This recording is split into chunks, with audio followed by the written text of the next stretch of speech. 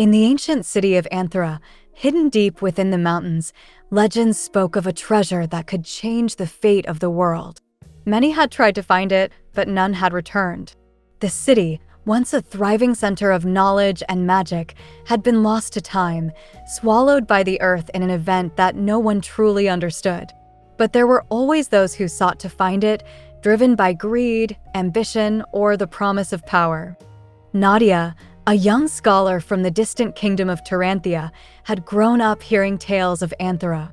Unlike the others who sought the treasure for personal gain, Nadia was driven by the desire to understand the mysteries of the ancient world. She had spent years studying the old texts, deciphering forgotten languages, and uncovering fragments of maps. One evening, as she was going through a collection of old manuscripts in the library of Taranthia, she found something that made her heart race: a map that seemed to lead to Anthera, and a note written in an ancient hand that said, "Only the worthy may enter the city. The treasure lies not in gold, but in knowledge." Her curiosity piqued, Nadia decided she would be the one to find Anthera. Little did she know, her journey would not only lead her to the lost city, but also uncover truths about her own past that she could never have imagined. Nadia packed her belongings and left the comforts of Taranthia. She traveled for days, through dense forests and rocky terrain, following the map that seemed to pulse with a strange energy. Every step she took, the air around her grew thicker with magic, as if the very land was alive. The closer she got to the mountains, the more she could feel the presence of something ancient and powerful. Her only companion was a small, leather-bound journal given to her by her late father, a scholar who had also once sought the lost city but had mysteriously disappeared years ago. Nadia had never understood the full extent of her father's obsession with Anthera, but now, as she ventured into the mountains, she began to sense that his disappearance was somehow connected to the city. As she reached the base of the mountains, Nadia found herself standing before a massive stone door embedded in the cliffside, covered in intricate carvings. It was unlike anything she had ever seen. The symbols on the door seemed to move, shifting like a puzzle waiting to be solved. She touched the door, and as she did, the carvings glowed faintly and a low hum filled the air. The door opened slowly, revealing a dark passage that led into the heart of the mountain. Nadia took a deep breath and stepped forward. The passage was narrow and the air was thick with dust. As she moved deeper into the mountain, Nadia could hear the faint sound of whispers, as though the walls themselves were speaking to her. She stopped for a moment, trying to make sense of the voices, but they faded just as quickly as they had come. After what seemed like hours of walking, the passage opened up into a vast chamber. The floor was covered in ancient runes, glowing faintly with a light that seemed to come from nowhere. At the center of the room stood an enormous stone pedestal, upon which rested a single, intricately carved stone. The air around it pulsed with an otherworldly energy, and Nadia could feel her pulse quicken as she stepped closer. The stone on the pedestal was unlike anything she had ever seen. It was smooth, yet radiated a heat that felt both calming and unsettling. As she reached out to touch it, a vision overtook her. She saw flashes of a great battle, of armies clashing under a blood-red sky, and of a powerful figure wielding a staff, standing before a dark portal. Then, the vision shifted to her father, his face twisted in pain as he reached out to her. Nadia stumbled back, her heart racing. What was this place? What had her father been trying to uncover? The answers were just beyond her grasp, but she knew that the stone held the key. Before Nadia could gather her thoughts, a low, rumbling voice echoed through the chamber. "You have come seeking knowledge, but it is not knowledge that you will find here." Nadia spun around, her heart hammering in her chest. From the shadows emerged a figure, a tall man cloaked in dark robes, his face hidden beneath a hood. The air around him seemed to shimmer with power. "You are the one who dares to enter," the figure said, his voice cold. "The Guardian of Anthera has been waiting for someone like you, but I must warn you. The path you choose will shape the future of this world." Nadia took a step back. "Who are you?" she demanded. The figure stepped forward, his eyes glowing with an ancient light. "I am the keeper of Anthera, the last line of defense against those who would misuse the power of the city. If you seek to claim the knowledge hidden here, you must prove yourself worthy. With a wave of his hand, the chamber shifted, and the ground beneath Nadia's feet began to crumble. She felt herself falling, the world around her spinning into darkness. When Nadia awoke, she found herself in a vast, desolate landscape. The sky above was dark, and the ground beneath her was cracked and barren. The air was thick with a strange fog, and she could feel the weight of an unseen presence pressing against her.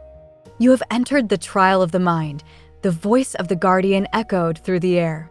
"Here, you will face your greatest fears, your darkest desires, and your deepest regrets. Only by conquering them will you prove yourself worthy of the knowledge of Aelara." Nadia looked around, trying to make sense of her surroundings. She had been through trials before, but this was different. The landscape seemed to warp and change, shifting like a nightmare come to life. In the distance, she saw a figure standing on a hill, bathed in the red glow of the setting sun. It was her father. "Father," she whispered, her voice trembling. He turned to face her, his eyes filled with sorrow. "You should never have come here, Nadia. The city took me, and it will take you too." Nadia's heart clenched as she approached him, but as she did, he faded away, replaced by another figure, her mother, then her friends, then strangers from her past. Each one whispered the same words, "You are not worthy." The ground beneath her began to tremble, and Nadia realized that the trial had begun. She had to face her fears, her doubts, and her guilt. Only then could she move forward. Nadia stood in the barren landscape, overwhelmed by the apparitions of her past. Each face that appeared in front of her was a mirror of her deepest regrets, people she had failed, relationships she had ruined, and moments of weakness she had never fully confronted. The voices echoed in her mind, growing louder and more accusing with each passing second. Her father's face appeared again, this time his eyes filled with accusation. "You left me behind, Nadia. You couldn't save me," he whispered, his voice filled with despair. Nadia felt the weight of his words pressed down on her chest. She had always felt guilt over her father's disappearance, feeling that somehow she had failed him. The vision of her father became more and more intense, as if it would crush her. But something inside Nadia snapped. She had come this far, and she couldn't let the past control her anymore. "I couldn't save you, but I'm not the same person anymore," she said, her voice strong. "I will not live in the shadows of my past any longer." As soon as she spoke those words, the vision of her father dissolved, and the fog around her lifted. The landscape changed once again, the barren land turning to lush green fields. Nadia had passed the first trial, the trial of fear. The next trial came swiftly. As soon as the landscape changed, Nadia found herself standing in front of a grand palace, its gates wide open. The palace gleamed with gold and jewels, the walls adorned with beautiful tapestries, and the scent of flowers filled the air. Nadia stepped forward, drawn to the riches inside. It was everything she had ever wanted: power, wealth, and recognition. The corridors of the palace were lined with images of herself, standing tall as a queen, ruling over a prosperous kingdom. But it wasn't just the riches that beckoned to her, it was the idea of having control over her destiny. "You have been chosen to rule, Nadia," a voice whispered from behind her. She turned to find a reflection of herself standing in the doorway. "You can have everything: wealth, power, a kingdom at your feet. You will be feared and admired by all." The offer was tempting. Nadia had always dreamed of being more than just a scholar from a small village. The idea of ruling, of having everything she had ever desired, filled her with longing. But as she stepped closer to the throne, she remembered the lessons she had learned. Power and wealth were not the answers. She took a deep breath and turned away. "This is not who I am," she said, her voice steady. "I do not need to rule others to be fulfilled." The palace began to crumble around her, the golden walls dissolving into dust as the trial ended. Nadia had passed the trial of desire, but she knew that the hardest trial was yet to come.